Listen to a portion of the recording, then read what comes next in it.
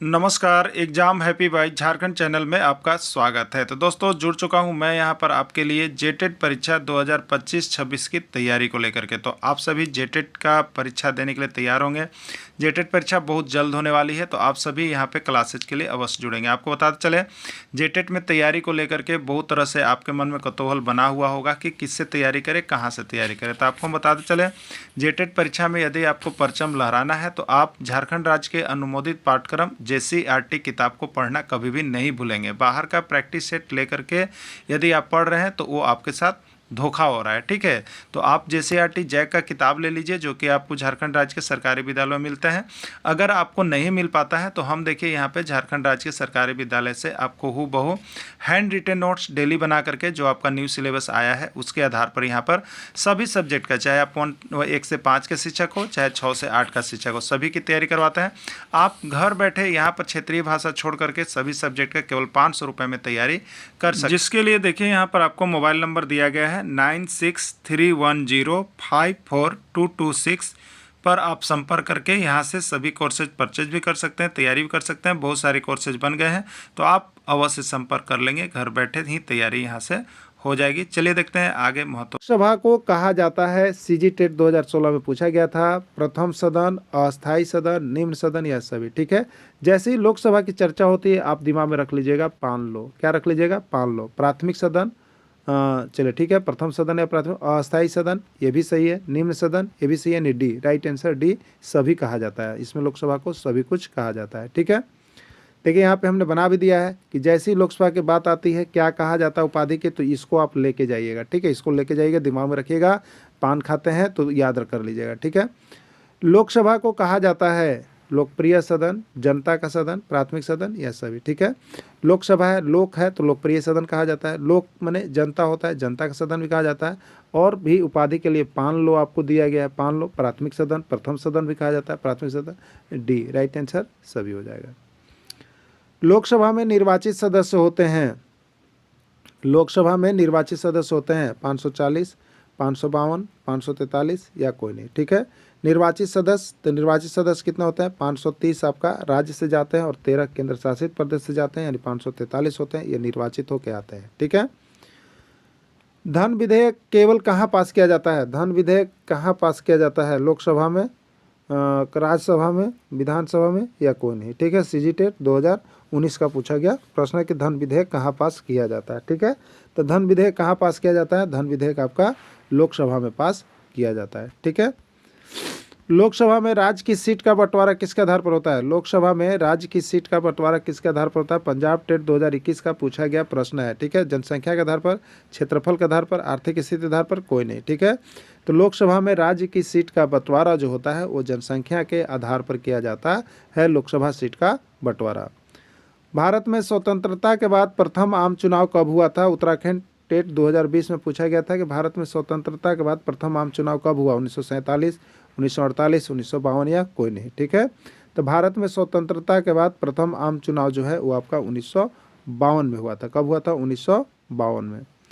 स्वतंत्र भारत के प्रथम लोकसभा अध्यक्ष कौन थे? स्वतंत्र भारत के प्रथम लोकसभा अध्यक्ष कौन थे? एमपी टेट 2018 में पूछा गया था, यानी भारत के प्रथम लोकसभा अध्यक्ष कौन थे? हुकुम सिंह, बलराम भगत, जीवी मावलंकर या रवि राय। ठीक है, तो स्वतंत्र भारत के या भारत के प्रथम लोकसभा अध्यक्ष जो थे वो आपका जीवी मावलंकर थे, जिसको बोला जाता है जी से गणेश, गणेश, वी से वासुदेव, डब्लू और मावलंकर, गणेश वासुदेव मावलंकर थे। ठीक है, चलिए मंत्रिपरिषद सामूहिक रूप से किसके प्रति उत्तरदायी होते हैं? मंत्रिपरिषद सामूहिक रूप से किसके प्रति उत्तरदायी होते हैं? उत्तर प्रदेश शिक्षक पात्रता परीक्षा 2015 का पूछा गया प्रश्न है। लोकसभा के प्रति, राज्यसभा के प्रति, विधानसभा के प्रति या कोई नहीं। ठीक है, तो मंत्रिपरिषद सामूहिक रूप से किसके प्रति उत्तरदायी होते हैं?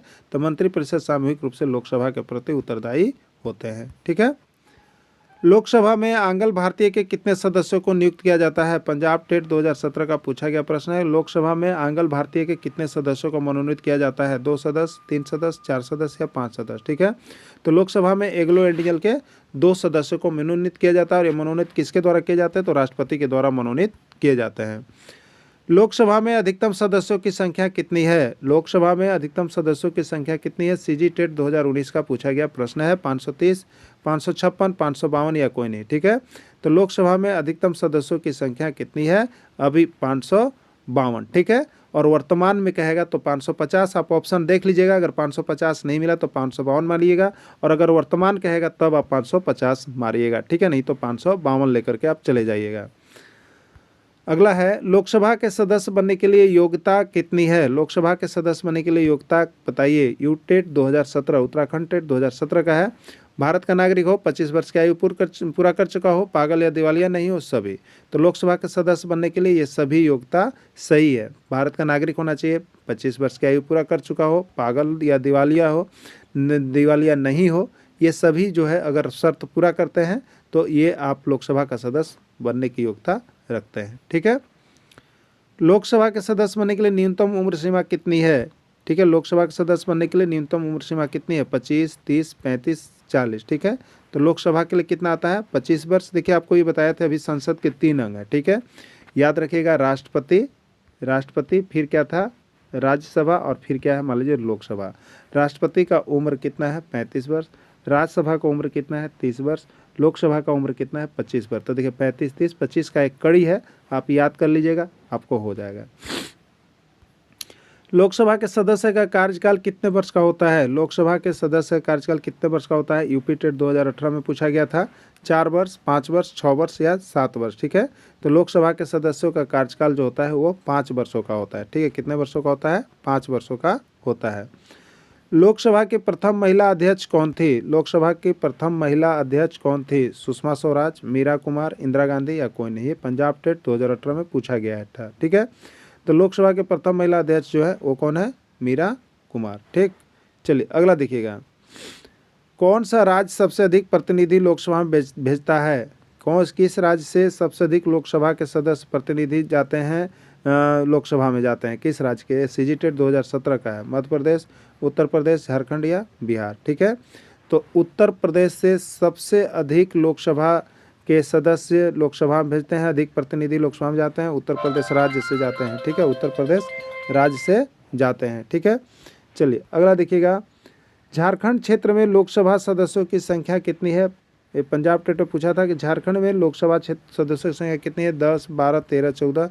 झारखंड में लोकसभा सदस्यों की संख्या जो है 14 है। ठीक है, संघ सूची और समवर्ती सूची पर कानून बनाने का अधिकार किसका है? हरियाणा टेट 2022 में पूछा था कि संघ सूची और समवर्ती सूची पर कानून बनाने का अधिकार किसको है? लोकसभा को, राज्यसभा को, विधानसभा को या कोई नहीं। ठीक है, तो राइट आंसर होगा लोकसभा, जिसको कानून बनाने का अधिकार यहाँ पर प्राप्त है।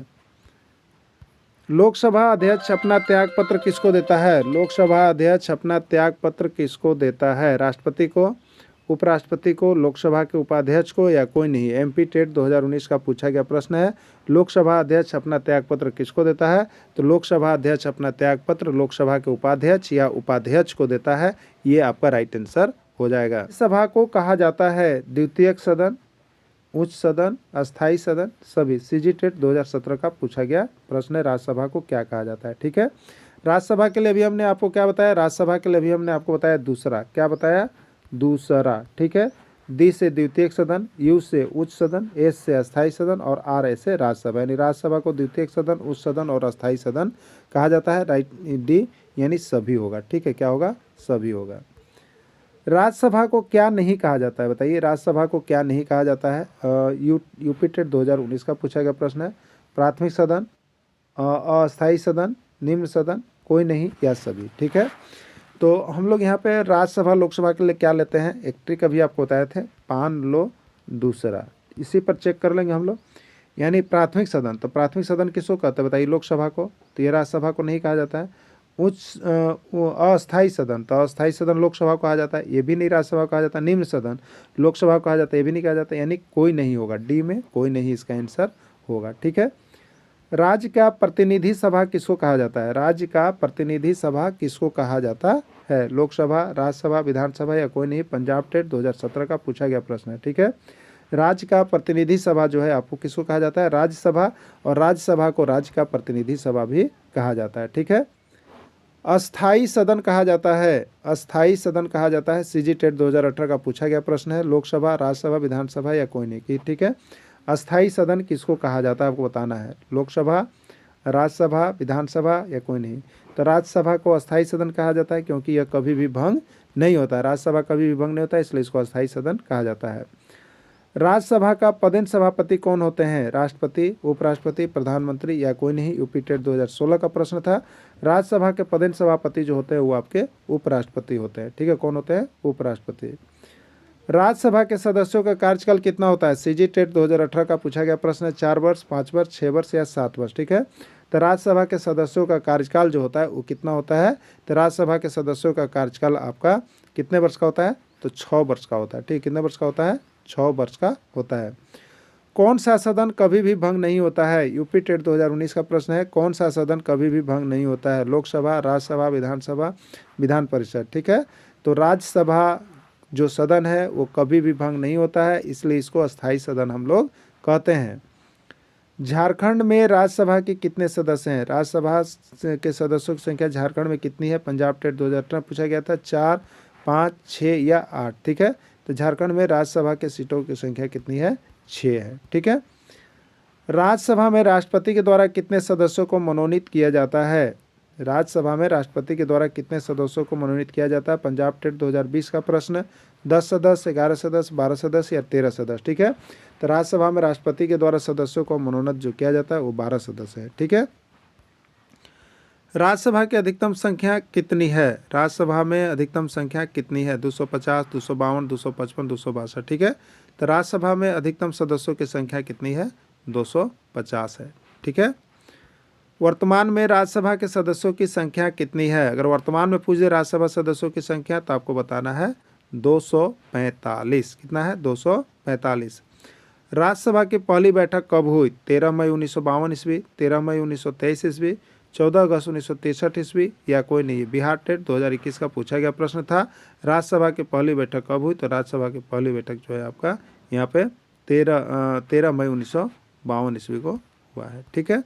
राज्यसभा की सीटें किसके आधार पर निर्धारित की जाती है? राज्यसभा की सीटें किसके आधार पर निर्धारित की जाती है? जनसंख्या के आधार पर, क्षेत्रफल के आधार पर, घनत्व के आधार पर या कोई नहीं। ये उत्तराखंड टेट 2021 में पूछा है, ठीक है। तो राज्यसभा की सीटें जो होती है वो आपको जनसंख्या के आधार पर निर्धारित की जाती है, ठीक है। जनसंख्या के आधार पर निर्धारित की जाती है। राज्यसभा की सीटें सबसे अधिक किस राज्य में है? राज्यसभा की सीटें सबसे अधिक किस राज्य में है? पंजाब टेट 2022 में पूछा गया था। मध्य प्रदेश, उत्तर प्रदेश, हिमाचल प्रदेश या गुजरात में, ठीक है। तो राज्यसभा की सबसे अधिक सीट जो है आपका उत्तर प्रदेश से ही है और लोकसभा से भी सबसे अधिक सीट जो है उत्तर प्रदेश से ही है। उत्तर प्रदेश सबसे अधिक जनसंख्या वाला राज्य है, ठीक है। राज्यसभा के सदस्य बनने के लिए न्यूनतम उम्र सीमा कितना होना चाहिए? राज्यसभा का सदस्य बनने के लिए 30 वर्ष, 35 वर्ष, 25 वर्ष, 40 वर्ष, ठीक है। तो आपको अभी हम बताए थे, क्या बताए थे? संसद के 3 अंगों का नाम याद रखिएगा। राष्ट्रपति, फिर राज्यसभा और फिर लोकसभा। राष्ट्रपति 35 वर्ष, राज्यसभा 30 वर्ष, लोकसभा 25 वर्ष, ठीक है। तो यहाँ पर कितना हो जाएगा? राज्यसभा के लिए 30 वर्ष हो जाएगा। राइट आंसर ये हो जाएगा। भारतीय संविधान में नागरिकों के मौलिक कर्तव्य के अंतर्गत सम्मिलित नहीं है, ठीक है। मौलिक कर्तव्य के अंतर्गत कौन सम्मिलित नहीं है, ठीक है। चलिए देखिए यहाँ पे, सार्वजनिक संपत्ति को बर्बाद करना, हिंसा का परित्याग करना, धर्मनिरपेक्षता को बढ़ावा देना, भारत में एकता और अखंडता को बनाए रखना, ठीक है। तो सबसे पहला जो यहाँ पे पॉइंट है आपको, सार्वजनिक संपत्ति को बर्बाद करना, ये तो मौलिक कर्तव्य के अंतर्गत सम्मिलित नहीं है। सार्वजनिक संपत्ति की हमें रक्षा करनी होती है, बर्बाद करना ये जो है आपका सही आंसर हो जाएगा। यहाँ पूछा कौन सम्मिलित नहीं है, तो ये सम्मिलित आपका ड्यूटी में नहीं है, बर्बाद करना आपका ड्यूटी में नहीं है। आपको यही रहता है सार्वजनिक संपत्ति की रक्षा करना, तो ये होता, इसलिए ये आंसर हो जाएगा, ठीक है।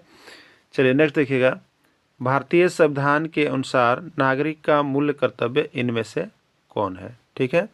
ये देखिए आपका सीजी टेट 2018 में पूछा गया था कि भारतीय संविधान के अनुसार नागरिकों के मूल कर्तव्य इनमें से कौन से हैं, ठीक है। राष्ट्रगान, राष्ट्रध्वज का सम्मान करना, ये तो आपका पहला मौलिक कर्तव्य है, ठीक है, कि आप राष्ट्रगान, राष्ट्रध्वज का सम्मान करें। संविधान के नियमों का पालन करना, ये भी आपके मौलिक कर्तव्य में शामिल है। राष्ट्रीय एवं सांस्कृतिक विरासत बचाना, ये भी आपके मौलिक कर्तव्य में शामिल है, यानी राइट आंसर डी। सभी, ये सभी हमारे मौलिक कर्तव्य हैं। ठीक है, अगला है भारतीय संविधान के किस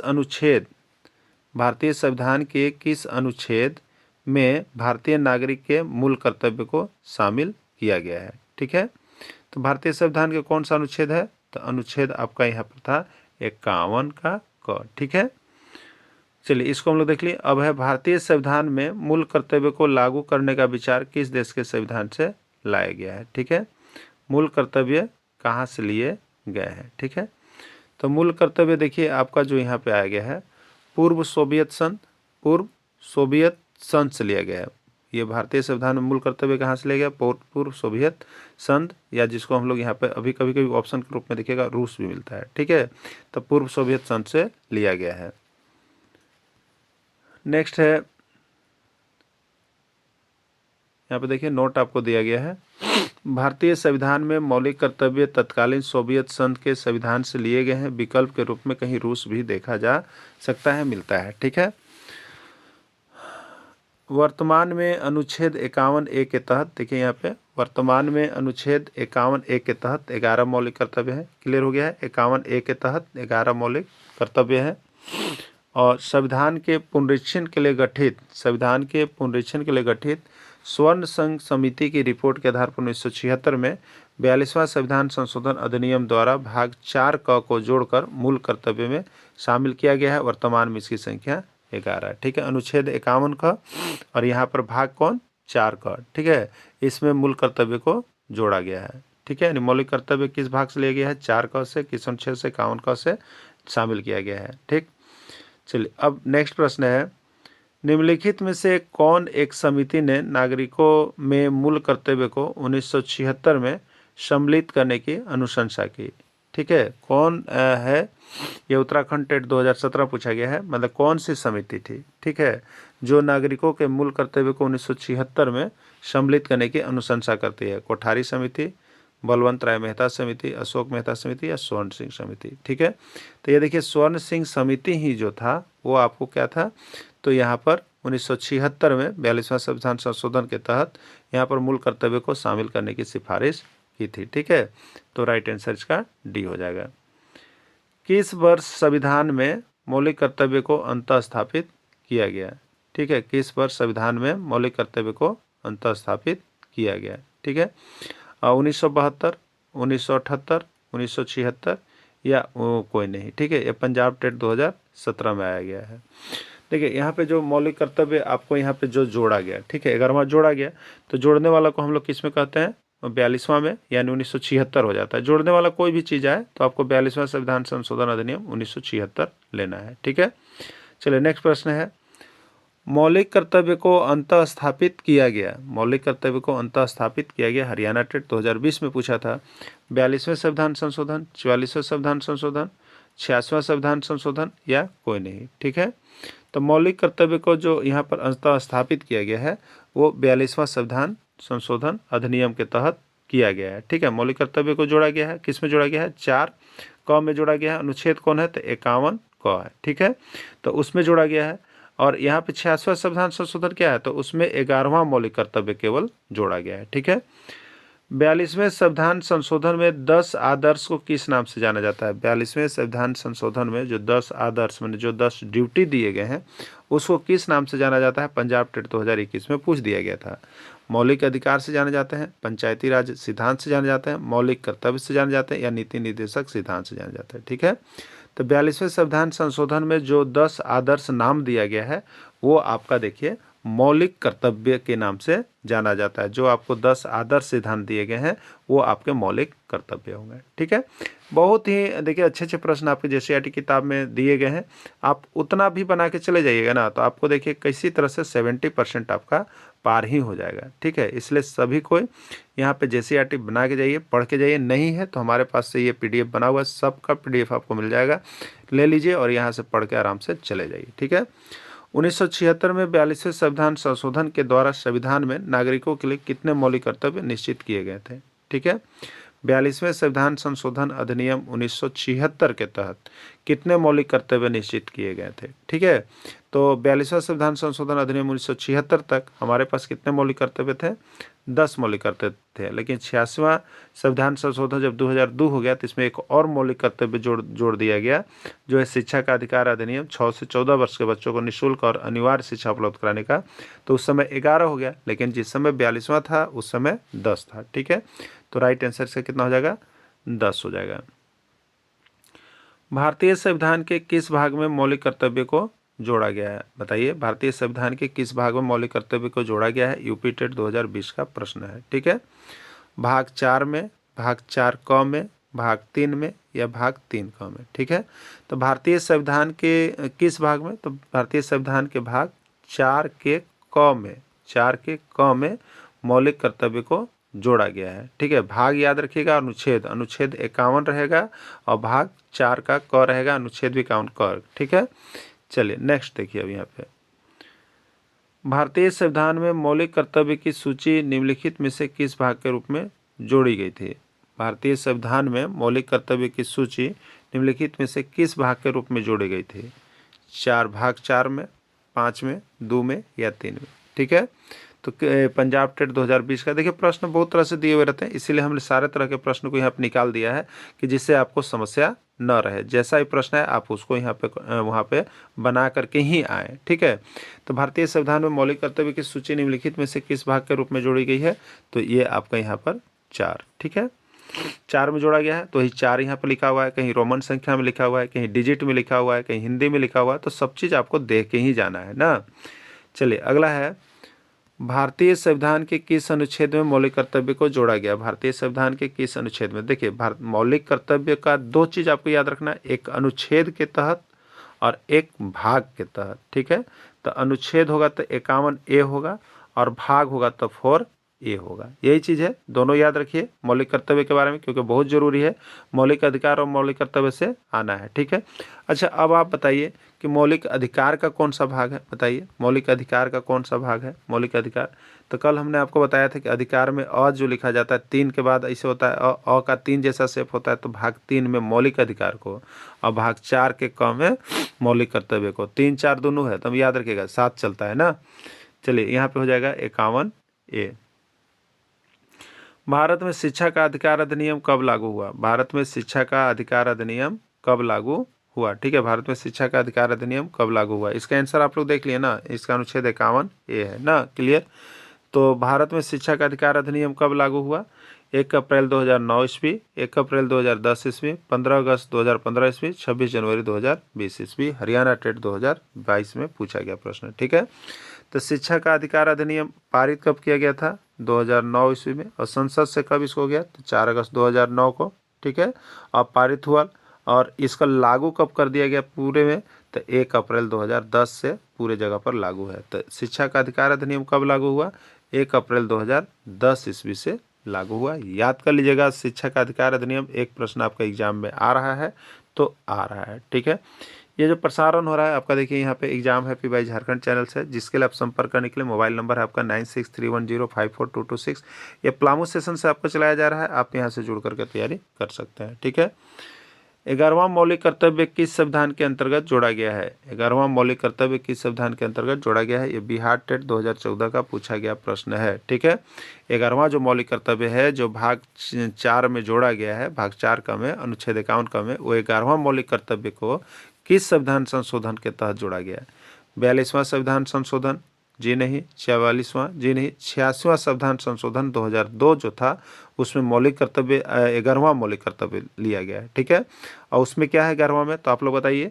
तो उसमें है कि 6 से 14 वर्ष के बच्चों को निःशुल्क और अनिवार्य शिक्षा उपलब्ध कराना अनिवार्य कर दिया गया है सरकार की तरफ से। ठीक है, चलिए नेक्स्ट है 11वां मौलिक कर्तव्य में उल्लेख है। 11वां मौलिक कर्तव्य में किस चीज़ का उल्लेख है? देखिए, आपको यहाँ पे जब आप JCRT किताब लीजिएगा तो 11वां मौलिक कर्तव्य एक लाइन से लिखा हुआ है, आप उसको लिख लीजिएगा। हम उसको यहाँ पे नहीं लाए हैं। ठीक है, क्योंकि देखिए वो पूछता नहीं है, ज़्यादा चीज़ पूछता नहीं है, तो उसको हम ज़्यादा PDF के रूप में यहाँ पर इंक्लूड नहीं करना चाहे हैं। ठीक है, तो जो पूछता है उसको हम यहाँ पर लिख दिए। 11वां बार बार आता है, अबर भी आपका रहेगा। ठीक है, बिहार टेट 2019 में पूछा गया था कि 11वां मौलिक कर्तव्य में किसका उल्लेख है?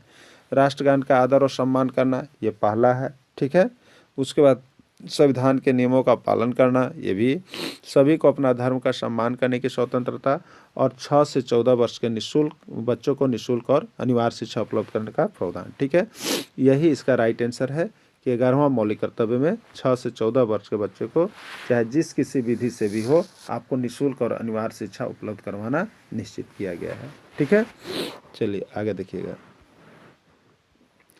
शिक्षा का अधिकार जो है एक मौलिक अधिकार बन गया है।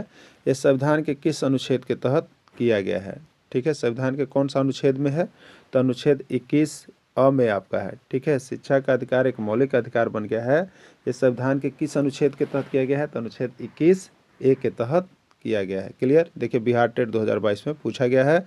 शिक्षा का अधिकार से एक प्रश्न रहेगा, आप और भी इससे देख सकते हैं। ठीक है, एकदम याद करके जाइएगा, यहाँ से प्रश्न रहना फिक्स हो गया है। शिक्षा का अधिकार विधेयक को संसद ने कब मंजूरी दी? ठीक है, 1 अप्रैल 2010, 4 अगस्त 2009, 15 अगस्त 2010 या कोई नहीं। ठीक है, तो शिक्षा का अधिकार विधेयक को संसद ने मंजूरी दी थी कब? तो 4 अगस्त 2009 ईस्वी को संसद ने मंजूरी दी थी शिक्षा का अधिकार विधेयक को। ये यूपी टेट 2018 का पूछा गया प्रश्न है। ठीक है, तो शिक्षा के अधिकार विधेयक को संसद ने कब मंजूरी दी? तो शिक्षा के अधिकार विधेयक को संसद ने 4 अगस्त 2009, ठीक है, 4 अगस्त 2009 को मंजूरी दी थी और 1 अप्रैल 2010 से ये लागू कर दिया गया है।